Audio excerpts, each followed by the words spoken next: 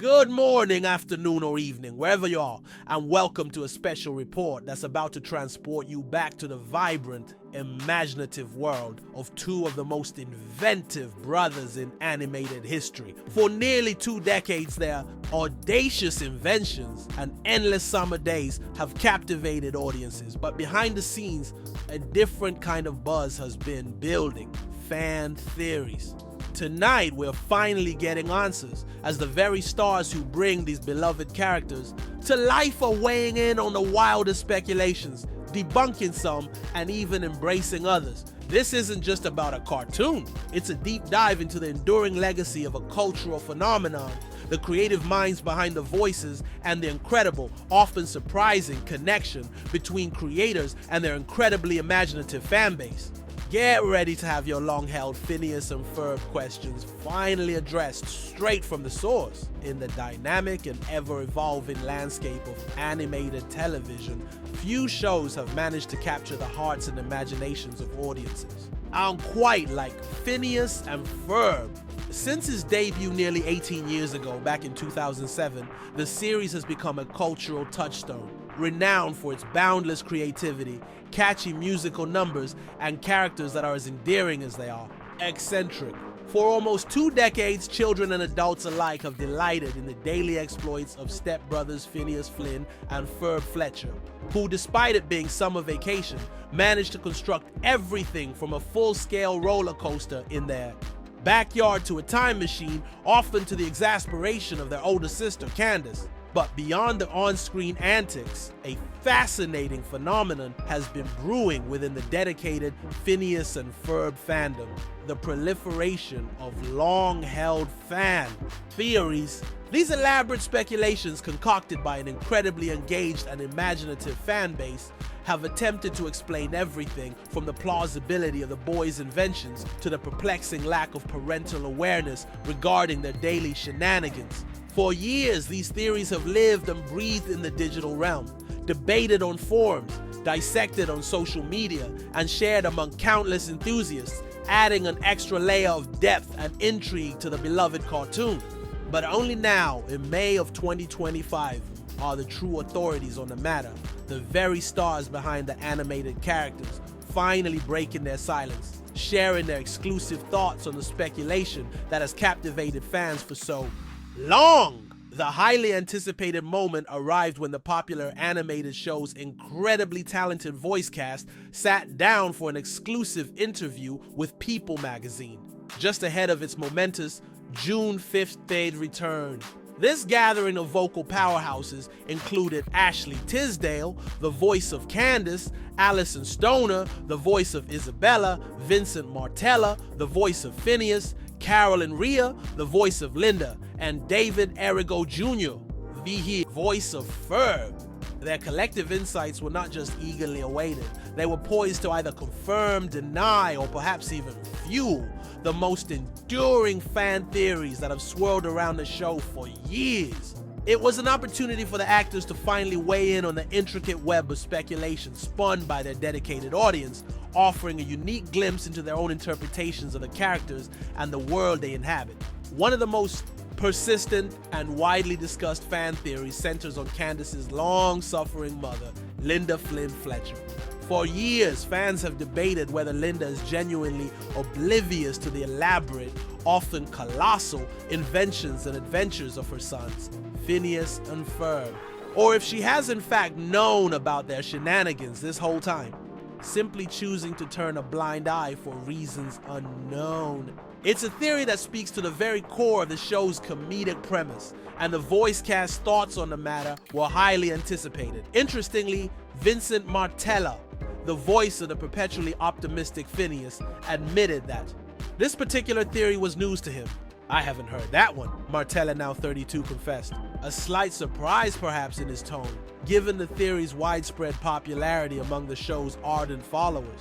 This revelation underscored the sheer volume and diversity of fan theories that exist, some of which even the actors themselves may not have encountered. Similarly, David Errigo Jr., who lends his voice to the stoic and resourceful Ferb, also admitted to being unfamiliar with this specific theory.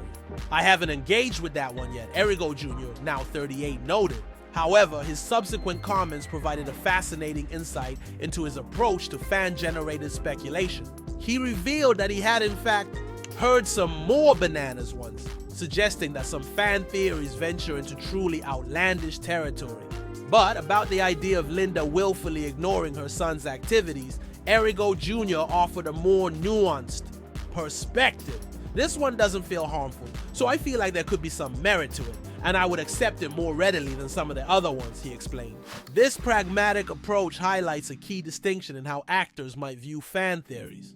Those that align with the spirit of the show and don't contradict established character traits are often more readily embraced than those that might fundamentally alter the show's narrative or character integrity. Errigo Jr.'s openness to the willfully ignorant mom theory suggests a potential depth to Linda's character that could resonate with viewers, offering a new lens through which to view her seemingly endless patience. Building upon Errigo Jr.'s open-mindedness, Alyson Stoner, the voice of the perpetually infatuated Isabella Garcia Shapiro, weighed in on the potential benefits of this theory, if it were indeed true.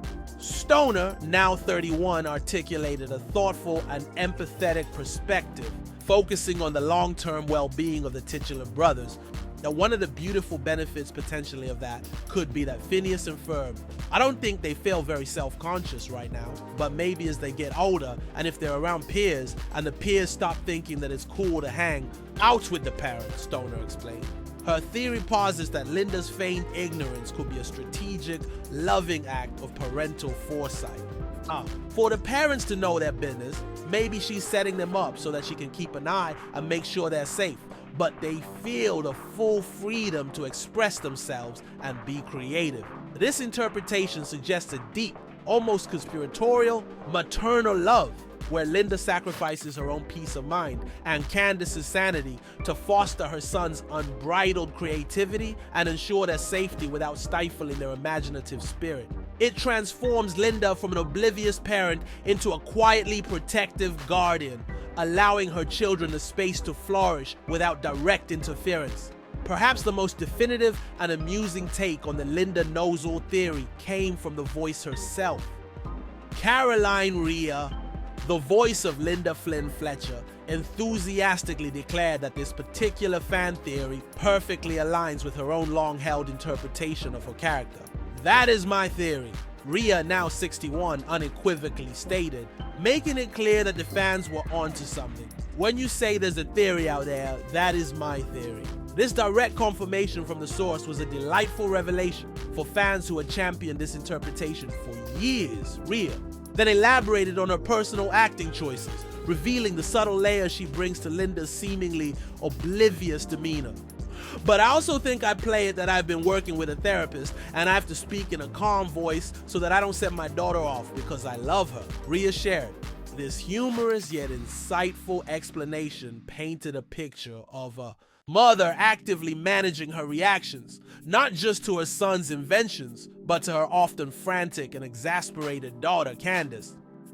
"Poor Candace, I know, but I love her so much," she continued, expressing a genuine affection for her on-screen daughter, despite Candace's relentless attempts to expose her brothers. Rhea further delved into Linda's internal monologue, suggesting a sophisticated coping mechanism for dealing with the daily absurdity. And I'm like, it's okay if she sees these things, but I think I've seen a lot of them and talked myself out of it. Like, well, apparently Candace gets the craziness from me.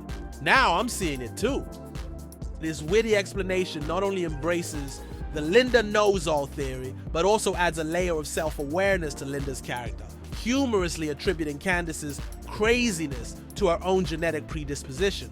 It recontextualizes Linda's character from merely oblivious to a highly intelligent, self-aware individual who chooses to manage her reality and her daughter's antics with a blend of strategic calm and a touch of self-deprecating humor. This revelation from Caroline Rhea is likely to send shockwaves of delight through the fandom, validating a theory that many had secretly hoped was true. Another burning question that has long plagued Phineas and Ferb fans revolves around the seemingly limitless financial resources that fund the boys' extravagant and often technologically advanced projects. From building a full-scale roller coaster in their backyard to constructing a giant treehouse that reaches orbit, their inventions clearly require significant capital. How do they two young boys manage to pay for it all? When asked about his mysterious funding sources, Vincent Martella, ever in character as the unflappable Phineas, offered a perfectly in character dismissive response. Don't worry about it. He then expanded on this mess, maintaining the boys' characteristic confidence. Don't worry how we get the money, we get it and we build things. This response, while not providing a concrete answer, perfectly encapsulates the show's whimsical, logic-defying spirit where the how is less important than the what and the why. It's a testament to Martella's understanding of Phineas's innate optimism and his almost magical ability to manifest his wildest dreams. However, David Errigo Jr., the voice of Ferb, offered a more practical, albeit still humorous theory on the boys' financial prowess. I figure if they can build a roller coaster in a portion of an afternoon, they've probably got some pretty good skill at investing. They could probably figure out the stock market, Errigo Jr. quipped. This suggests that the boys' genius extends beyond engineering to financial acumen, a charming and plausible explanation for their seemingly endless budget. He then added another, perhaps more grounded possibility. Also, they must have sold the lemonade stand, but not all of their rights to the lemonade. This playful nod to entrepreneurial spirit, even in childhood, offers a whimsical yet relatable explanation for their early capital. Adding her own creative spin to the funding mystery, Alyson Stoner proposed a truly unique and somewhat darker fan theory. We haven't explored the fact that some of the innators could have potentially been converted into machines that are used for good, Stoner mused, sparking a humorous yet intriguing possibility. Her theory suggests a more environmentally conscious or perhaps ethically ambiguous approach to resourcefulness.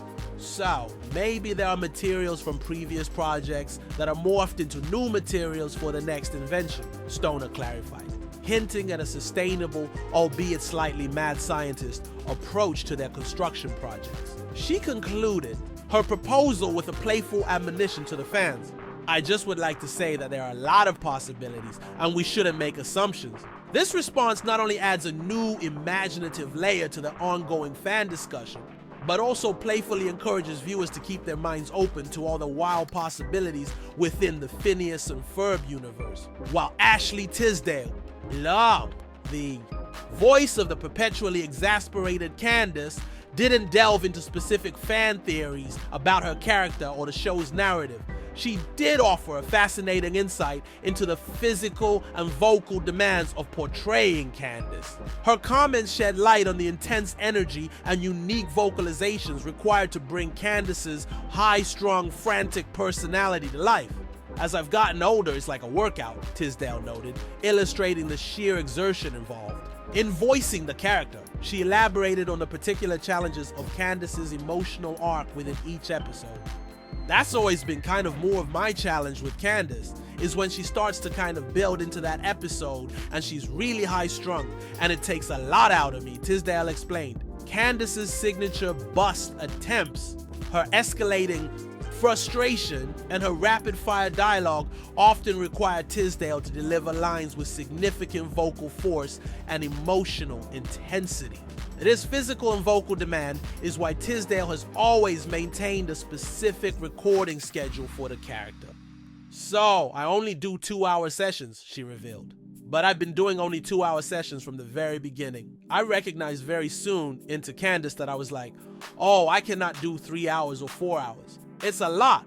This revelation provides a rare glimpse into the behind-the-scenes realities of voice acting, particularly for characters as vocally demanding as Candace. It underscores the incredible energy and vocal control required, highlighting the true workout involved in bringing her signature exasperation to life. It's a testament to Tisdale's dedication and her understanding of her own vocal limits to maintain the quality of her iconic performance. Despite the vocal demands, Ashley Tisdale shared an undeniable excitement for returning to the role.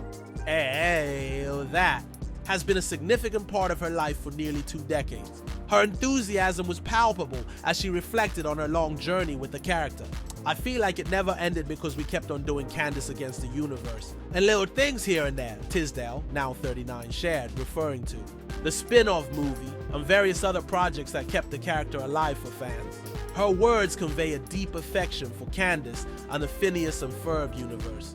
So, I guess I was sad when we were done with the show, but I never expected to come back, and it's pretty awesome. I love it. We have so much fun doing it.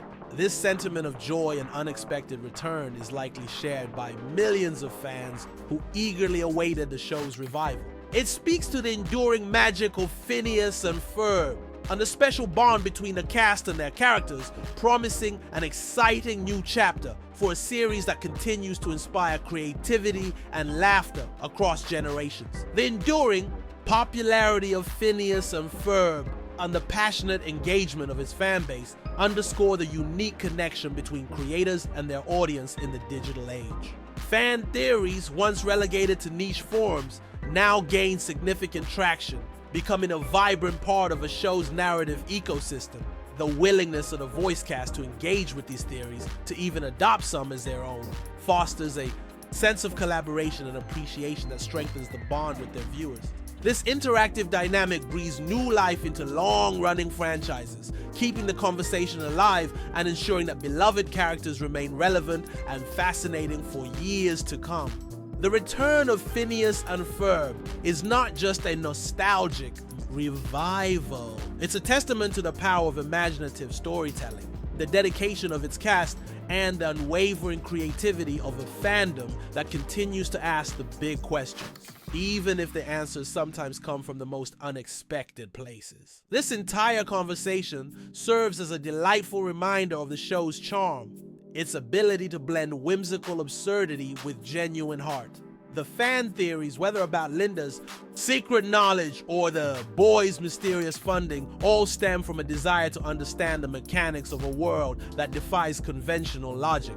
And the actors' responses, whether playful or profound, only deepen the show's mystique, ensuring that Phineas and Ferb remains a topic of spirited discussion and joyful speculation for generations to come. The upcoming return on June 5th is more than just new episodes. It's an invitation to re-engage with a world where anything is possible, and where even the most outlandish fan theories might just have a kernel of truth. And with that, our exclusive look behind the scenes of Phineas and Ferb comes to a close. It's truly amazing how a show that debuted almost 2 decades ago continues to spark such imagination and debate.